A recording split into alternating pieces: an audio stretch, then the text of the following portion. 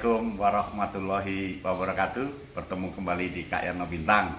Kali ini kita masih berbicara tentang suasana COVID-19 dengan topik ini kesempatan untuk menerapkan pembelajaran mandiri. Pembelajaran mandiri itu mempunyai kekuatan yang sangat dahsyat jika mampu dikembangkan dengan bagus. Banyak orang-orang hebat yang berhasil karena kekuatan belajar mandiri. Tetapi tidak semua orang bisa melakukan belajar mandiri karena masih ada gangguan-gangguan yang lain. Ada beberapa syarat belajar mandiri, syaratnya berikut ini.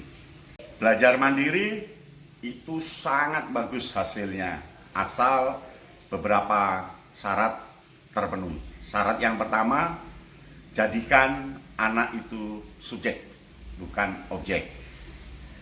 Jadikan anak sebagai penentu belajar sesuai yang diinginkan, tentu sesuai dengan rambu-rambu kurikulum. Jangan sampai anak dijadikan objek, guru menjadi subjek, sehingga anak meskipun di rumah masih diatur-atur oleh guru dengan ketat. Berarti tidak boleh ngatur, Pak. Bukan berarti tidak boleh ngatur, guru boleh mengatur, tetapi pola aturannya harus arahkan ke subjek. Hindari C1, C2, contoh sebutkan, buatlah, tidak. Tetapi langsung saja anak membuat rancangan selama seminggu apa yang akan dia lakukan, temukan sesuatu, kreasikan sesuatu, lalu apa yang harus dia hasilkan dalam satu minggu ini dengan bayang-bayang aturan kurikulum yang diberikan oleh guru. Yang penting guru tidak mendominasi, tetapi justru siswalah yang mendominasi dirinya sendiri. Guru tidak sebagai alat perintah, tetapi justru siswalah yang memerintah diri dia sendiri. Siswa betul-betul mampu mengevaluasi dirinya sendiri. Maka syarat yang pertama, jadikan anak subjek. Sekali lagi subjek, bukan objek. Selama ini anak jadi objek, gurulah yang menjadi subjek. Itu terbalik untuk belajar mandiri. Beri kebebasan anak untuk belajar, tetapi guru sebagai motivator, sebagai fasilitator, bagaimana anak dengan ucapan guru yang sedikit, anak bisa mengembangkan yang baik. Itu syarat yang pertama. Syarat yang kedua, berikan suasana yang menyenangkan. Belajar mandiri itu harus belajar dalam suasana yang menyenangkan. Pembelajarannya dibuat menarik, pembelajarannya dibuat dekat dengan anak, dan pembelajarannya itu membuat anak senang melakukan. Dia gembira sekali melakukan karena berdasarkan apa yang dia inginkan, berdasarkan apa yang dia rasakan, dan berdasarkan betul-betul cocok dengan situasi pikiran, hati, dan perilakunya. Buat suasana yang menyenangkan. Jangan sampai pembelajaran itu menakutkan, diancam dengan waktu, diancam dengan nilai, diancam dengan sesuatu yang membuat anak jadi bingung, pada akhirnya anak tidak belajar dengan senang. Maka yang kedua, ciptakan rasa senang. Dari rasa senang inilah anak akan belajar dengan sungguh-sungguh. Yang ketiga, munculkan karakter anak yang sebenarnya. Anak itu mempunyai karakter yang sangat luar biasa. Karakter itulah yang disebut dengan potensi. Semua anak punya potensi, dan potensi itu jika disentuh dengan bagus, nyentuhnya pas, sesuai dengan momentumnya, potensi itu akan menjadi kekuatan yang bagus bagi anak untuk belajar. Itulah karakter yang sesungguhnya. Ingat, semua anak itu sebenarnya punya karakter. Tetapi banyak guru yang menganggap anak belum punya karakter. Tinggal karakter itu disentuh saja, dia akan menjadi sebuah kekuatan yang hebat, sebuah kekuatan yang bisa dipakai untuk belajar. Maka yang ketiga, ciptakan karakter yang sesungguhnya di anak dengan cara ambil potensinya. Tentu guru selama ini tahu di kelas potensi anak itu. Nah, potensi itu tekankan pada anak.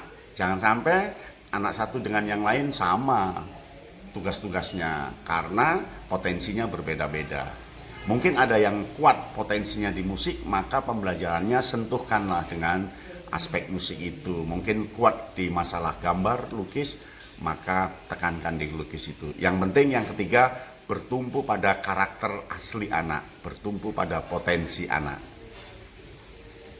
Yang keempat, proses lebih penting daripada kecepatan. Maka jangan sampai guru selalu bertumpu pada kecepatan dengan cara tugas harus dikumpulkan jam sekian, tugas harus dikumpulkan hari ini, tugas dikumpulkan hari ini. Boleh seperti itu, tetapi guru harus berpikir prosesnya seperti apa. Karena bekerja di rumah, karena belajar mandiri di rumah, maka prosesnya tambahkan 3 kali. Jadi kalau di kelas dia cukup 1 jam, tetapi kalau di rumah dia harus 3 jam. Jadi ada proses yang harus dilakukan anak. Dengan begitu anak menikmati waktu belajar yang sesungguhnya. Karena ini di rumah itu situasinya beda dengan di kelas. Settingnya tidak mendukung untuk sebuah pembelajaran yang betul-betul berada dalam waktu 1 jam. Maka kalau di kelas tambahkan 3, jadi dia bisa 4 jam untuk belajar sesuatu. Dengan begitu dia lebih berproses. Itu yang keempat. Jadi yang keempat, berikan ruang waktu yang cocok. Proses lebih baik daripada hasil. Yang penting anak berproses, karena dari berproses itu nanti akan mewujudkan hasil. Hasil itu kan hanya alat, hasil itu kan hanya pemancing saja supaya anak bisa berproses. Maka jangan berada dalam kecepatan, tapi belajarlah dalam proses. Nah, yang kelima, beri jalan. Jadi anak harus diberi jalan, diberi kata-kata kunci, diberi alamat-alamat yang harus dia lihat kalau itu lewat online, diberi rangsangan informasi yang membantu tugas-tugas dia. Jangan langsung kalimat tugas, jangan langsung pertanyaan, jangan langsung lakukan, tetapi beri ilustrasi, beri kata-kata pemancing. Kalau dia harus melacak alamat-alamat web, beri alamat-alamat web yang harus dia lakukan. Memang guru harus bekerja keras, tetapi memberikan pancingan, memberikan asupan lebih awal, itu dalam dunia pembelajaran namanya scaffolding. Jadi diberi kerangka dasar supaya dia bisa bertumpu di dasarnya untuk menjadi bagus. Dan memberi ilustrasinya jangan terlalu jauh, karena dia harus zone proximate, artinya belajar dari yang terdekat, jangan yang dari jauh. Maka guru harus diberi kata-kata pancingan. Bisa jadi tujuannya apa, omongkan. Kamu melakukan ini supaya kamu begini, kamu melakukan ini supaya begini, kamu bisa melakukan ini kalau membuka alamat-alamat ini. Ini saya beritahu cara-caranya, ini saya beritahu berada di mana konsep yang harus kamu kerjakan, di buku apa, di halaman berapa, di web apa. Beri jalan guru, yang kelima itu. Nah, yang keenam itu ingat bahwa situasi belajar di rumah karena COVID-19 ini berarti peran guru sudah tidak 100%. Terkurangi, peran guru hanya 60%, bahkan hanya 30%, yang 70% peran orang tua, yang 70% itu peran keluarga di sekitarnya. Maka guru harus berkomunikasi dengan orang tua, beritahu orang tua hari ini anaknya diminta apa, tujuannya apa. Orang tua sangat senang jika dia tahu tujuan belajar anaknya hari ini untuk apa sih. Tujuan belajar anaknya hari ini mau kemana sih. Itu sangat senang.